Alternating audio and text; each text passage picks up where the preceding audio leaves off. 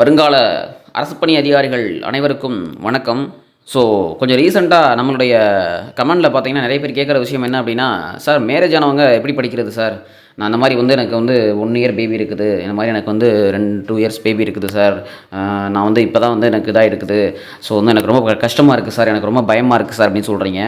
அதே மாதிரி இன்னும் சில பேர் எப்படி கேட்குறீங்கன்னா, சார் நான் வேலைக்கு போய்கிட்டு இருக்கேன் சார், நான் காலையில் 8 மணிக்கெலாம் நான் வேலைக்கு போகிறேன் சார், நான் காலையில் 9 மணிக்கெலாம் நான் வேலைக்கு போகிறேன் சார், சாயங்காலம் ஒரு 5 மணிக்கு வரேன் சார், இல்லாட்டி சாயங்காலம் ஒரு 10 மணிக்கு தான் சார் நான் வரேன், எனக்கு டைம் டேபிள் கொடுங்க சார், எனக்கு ஷெட்யூல் கொடுங்க சார், நான் எப்படி படிக்கிறதுன்னு சொல்லுங்கள் சார்னு கேட்குறீங்க.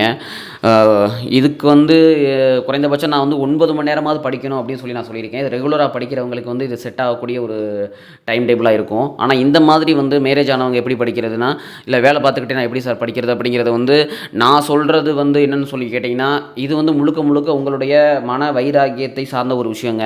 ஓகேங்களா? முழுக்க முழுக்க உங்களுடைய மன வைராக்கியத்தை சார்ந்த ஒரு விஷயம். இல்லை நீங்கள் இந்த அளவுக்கு இதில் தைரியமாக இருக்கீங்க, நீங்கள் இந்த அளவுக்கு இதில் உறுதியாக இருக்கீங்க அப்படிங்கிறத பொறுத்தாங்க இது இருக்குது. ஸோ இந்த டைம் படிங்க நான் சும்மா ஏதோ சொல்லணுங்கிறதுக்காக உங்களுக்கு டைம் டேபிள் கொடுத்துட்டு போயிடலாம். ஆனால் அந்த டைம் டேபிளை ஃபாலோ பண்ணுறது, அந்த டைம் டேபிளை கரெக்டாக பிக்கப் பண்ணி போகிறது அப்படிங்கிறது உங்களுடைய மன உறுதியை பொறுத்து தான் இருக்குது. ஓகேங்களா? ஒரு நாளைக்கு குறைந்தபட்சம் என்ன பண்ணுங்கள், ஒரு 4 மணி நேரமாவது படிங்க. எப்போ டைம் கிடைக்குமோ அப்போ படிங்க. 4 மணி நேரம் படிங்க. குறைந்தபட்சம் உங்களுக்கு 4 மணி நேரம் கிடைக்கலையா, ஒரு 2 மணி நேரம் படிங்க. 2 மணி நேரம் கிடைக்கலையா, ஒரு நாளைக்கு 1 மணி நேரமாவது படிங்க. ஓகேங்களா? அது எப்போ டைம், எந்த டைம் படிக்கணும் அப்படிங்கிறத உங்களுடைய அன்றாட நேரத்தை நீங்கள் எப்படி செலவழிக்கிறீங்க அப்படின்றத பொறுத்து தாங்க இருக்குது. இதை நீங்கள் தான் முடிவு பண்ணணும். நீங்கள் இப்போ குழந்தையை வைத்திருக்கீங்க அப்படின்னாக்கா நீங்கள் என்ன பண்ணலாம், நீங்கள் நைட்டு முதற்கொண்டு நீங்கள் அதிகமாக முழிக்க வேண்டியது இருக்கும். ஓகேங்களா? அதிகமான நேரங்கள் நீங்கள் ஸ்பெண்ட் பண்ண வேண்டியிருக்கும். காலையில் நீங்கள் ஒரு எத்தனை மணிக்கு எந்திரிக்கீங்க, நீங்கள் எவ்வளோ நேரம் தூங்குறீங்க, இதெல்லாம் பொறுத்து தான் இருக்குது. ஸோ உங்களுடைய ரொட்டீன் லைஃப் எப்படி போதோ அதை வச்சு தான் நீங்கள் படிக்கிறதுக்கான டைத்தை முடிவு பண்ண முடியுங்க.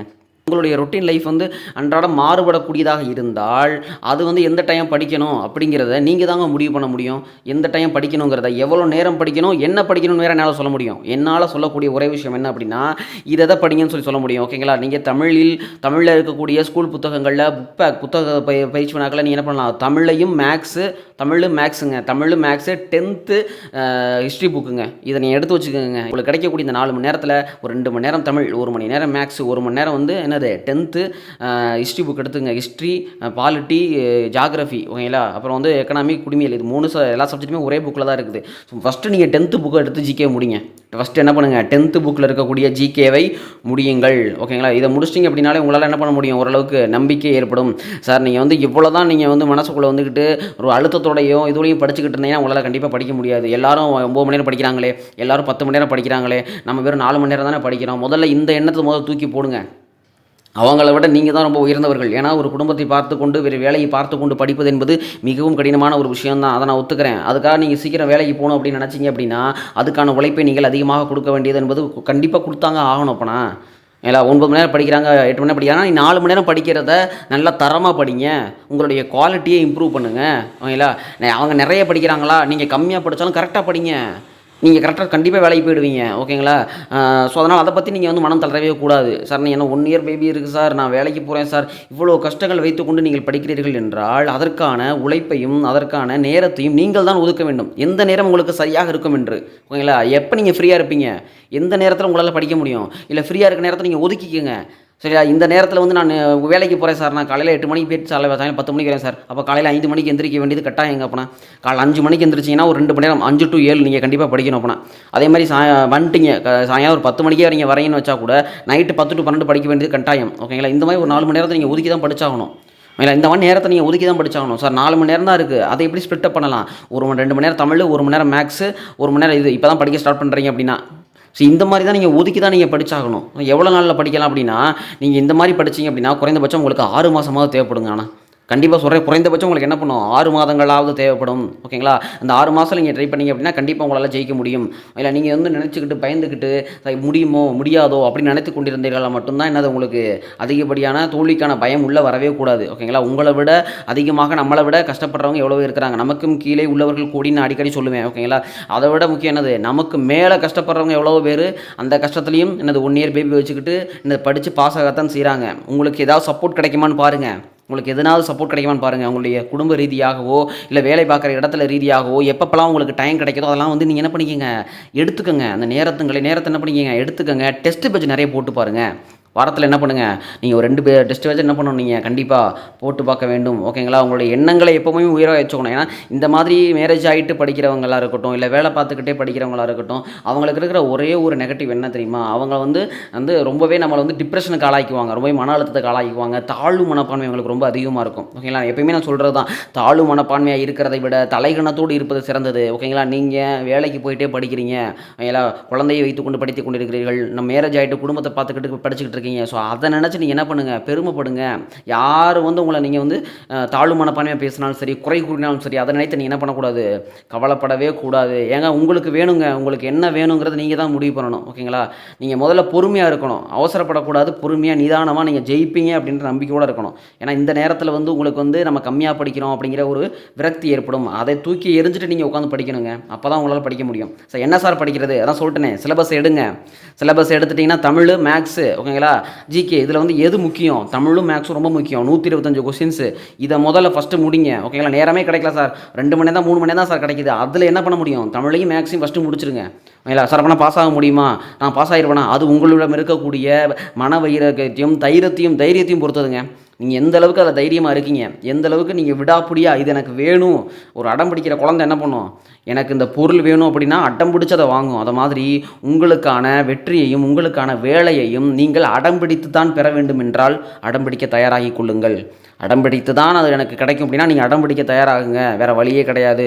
உங்களுடைய சில சந்தோஷங்களையும் சில துக்கங்களையும் நீங்கள் என்ன பண்ணணும், விட்டு கொடுக்குற மாதிரி தாங்க இருக்கும். ஏன்னா மேரேஜ் ஆனவங்களுக்கும் சரி, வேலை பார்த்துக்கிட்டே படிக்கிறவங்களுக்கும் சரி, இது ரொம்ப ரொம்ப கஷ்டமாக தான் இருக்கும்.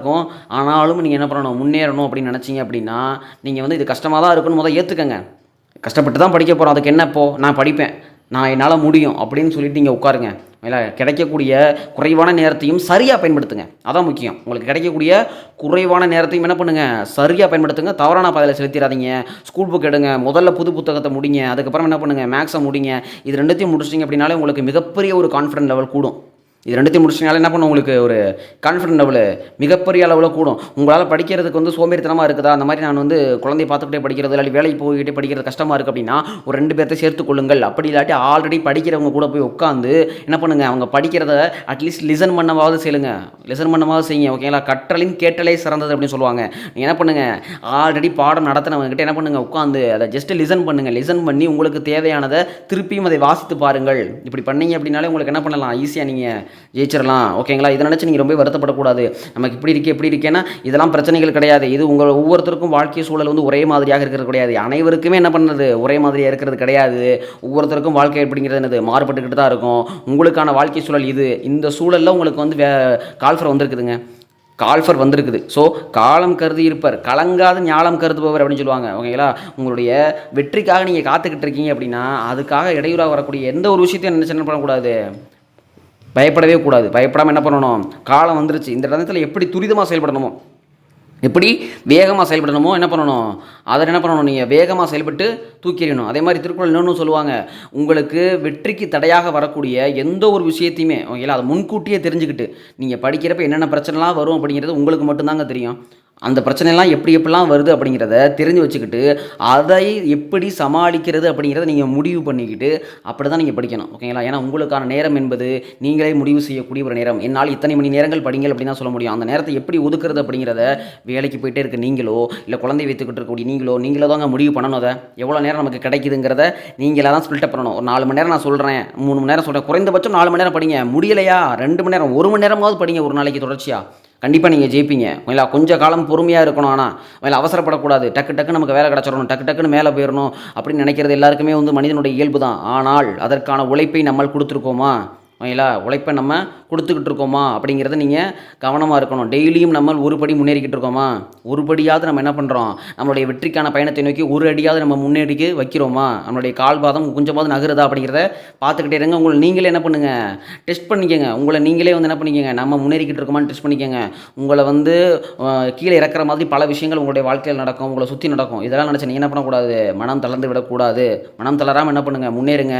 உங்களுக்கு எப்பப்பெல்லாம் சோர்வாக இருக்குதோ அப்பப்பெல்லாம் வந்து என்ன பண்ணுங்கள், எதனாவது ஒரு மோட்டிவேஷன் வீடியோ டெய்லி உங்களுக்கு மோட்டிவேஷன் தேவைப்படுதா, பரவாயில்ல. டெய்லி மோட்டிவேஷன் பாருங்க. எதனாவது மோட்டிவேஷன் சாங் கேளுங்க, பாட்டு கேளுங்க, மோட்டிவேஷனா பேசக்கூடியத கேளுங்க. கேட்டு கேட்டு என்ன பண்ணுங்க, உங்கள நீங்களே பூஸ்ட் பண்ணிக்கங்க.